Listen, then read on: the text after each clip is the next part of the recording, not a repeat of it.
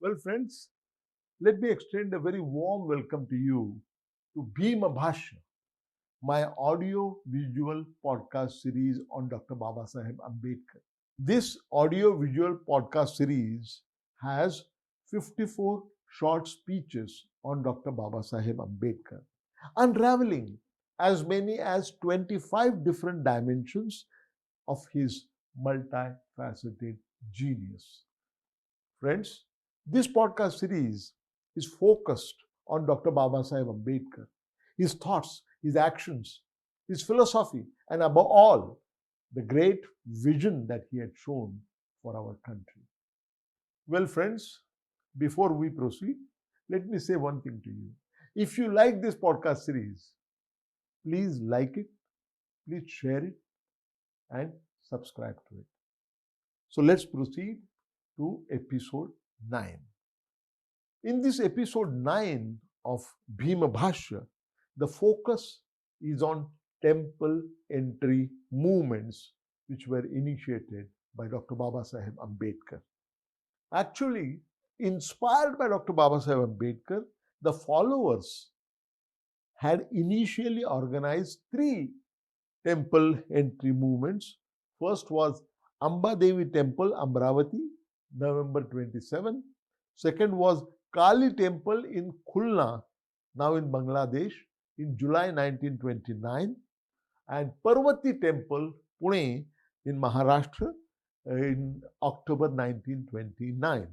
Then came the biggest event, Kalaram Temple movement at Nashik, Maharashtra, which was led by Dr. Ambedkar himself. Dr. Ambedkar had given a call to his followers to come to Nashik in Maharashtra on March 1st, 1930 to assert their right to worship Lord Ram in Kalaram Temple of Nashik. The response was overwhelming. I am very proud to say that my parents were also included in that crowd. In the public rally, while explaining the purpose, this is very important. And I quote, Dr. Ambedkar said, quote, "We will not die if we are not allowed temple entry, nor we are going to be immortalized by gaining entry. We are fighting for equal rights as human beings, and we are not going to accept anything less." After the rally, Dr. Ambedkar led a procession to Kalaram Temple. This time, he was followed by a band playing martial tune. Then came volunteers of 500 women. This was a revolution by itself because it was the first time untouchable women had participated in a mass movement.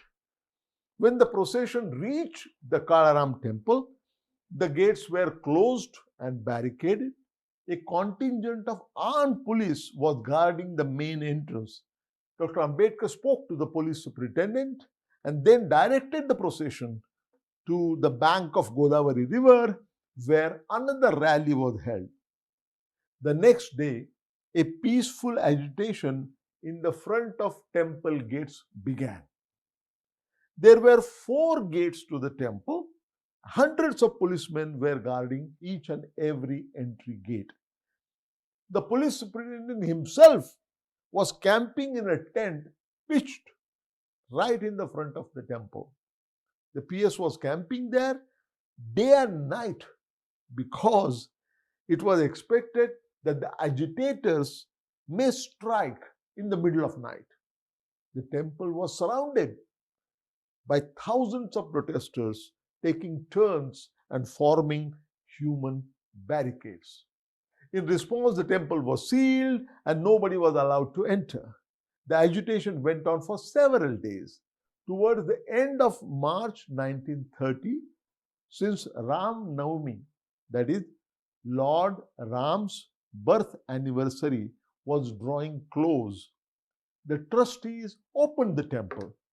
Protesters immediately sprang into action. They formed a human barricade at the entrance, insisting that the entry must be allowed on the first come, first served basis. The temple gates were hurriedly closed down again. Thousands of protesters courted arrests for crossing picket lines and for acting as barricades. With baton blows raining, protesters were packed into police vans, and since the local jails were overflowing with prisoners, they were dumped outside the city with no food, no shelter, no water. However, the protesters remained unfazed. They marched right back, singing and chanting back to the Kalaram temple. In Kalaram Mandir, there was a tradition to take out a procession of Lord Rama's chariot through the city. Typically, this was done 2 days after Ram Navami. Interestingly, as per the tradition, while the untouchables were not allowed to enter the temple, they were allowed to pull the chariot. Given the tense situation around the temple, hurriedly a compromise was reached. At a pre-decided time, the so-called upper caste were supposed to pull the chariot up to the temple's main gate, and thereafter the untouchables would be allowed to pull the chariot. The priest, however, went back on their promise. The so-called upper caste quietly assembled on the spot much earlier than was agreed and led the chariot, cheered on by the priest, well past the main gate. The protesters were caught unawares, but they quickly got into action and they collectively forced the chariot to come to a halt midway. The chariot was sidetracked and fist fights ensued. The police beat up the protesters and pushed them into alleys. The batons flew freely. They spared no one, no women, no children were spared. There was rioting and some shops were put on fire, damaging a lot of property, including cars and bicycles. Many protesters were injured, and that included Dr. Ambedkar himself. Huge mob was furious. They felt cheated and they wanted revenge. Ambedkar, although injured himself, addressed the mob and pacified them. After that, all gatherings near the temples were prohibited. The matter went to court, and pending the court decision, agitation was suspended. 5 years later, Dr. Ambedkar presided over a conference in Yeola, Maharashtra. The day was October 13, 1935. The conference was attended by about 10,000 untouchable delegates from Bombay Presidency, Hyderabad State, and Central Provinces. In a hard-hitting speech, Dr. Ambedkar recounted the plight of depressed classes in all the spheres: economic, social, educational, and political. Dr. Ambedkar pointed out the immense sacrifices which were made by them to secure the barest of the human rights. He specifically referred to Kalaram temple entry movement and reminded the huge gathering of the inhuman treatment that was meted out to depressed classes during the past 5 years. Dr. Ambedkar told them that their struggle to secure elementary rights and equal status in Hindu society has turned out to be futile.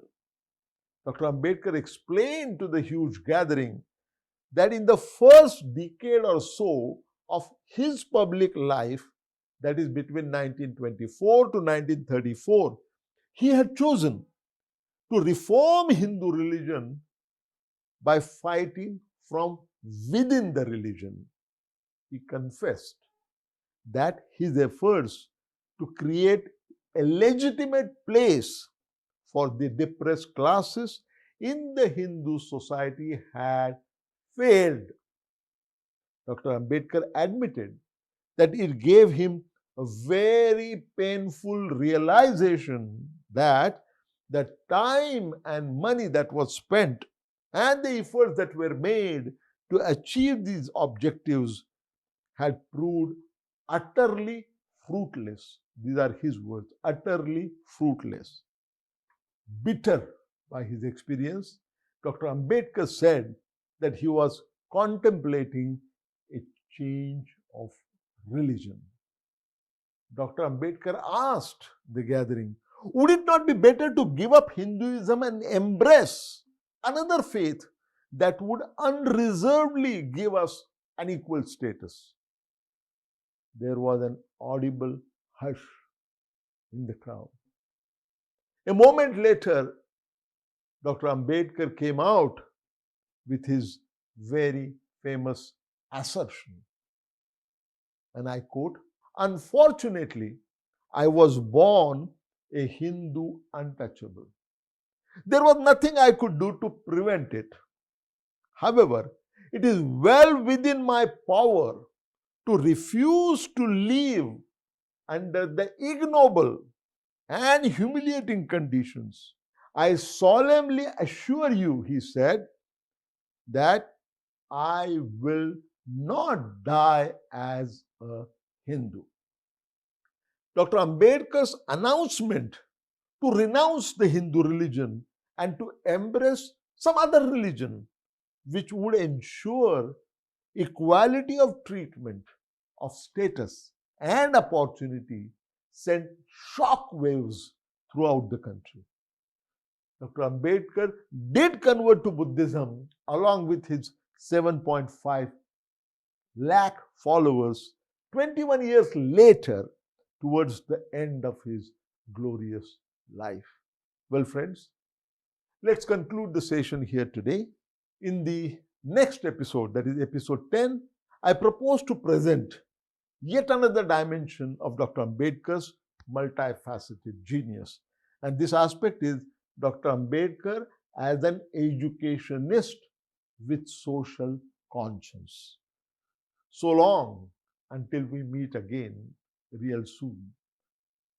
Before we part company, let me say this, friends, that if you like this podcast series, please like it, share it, and subscribe to it.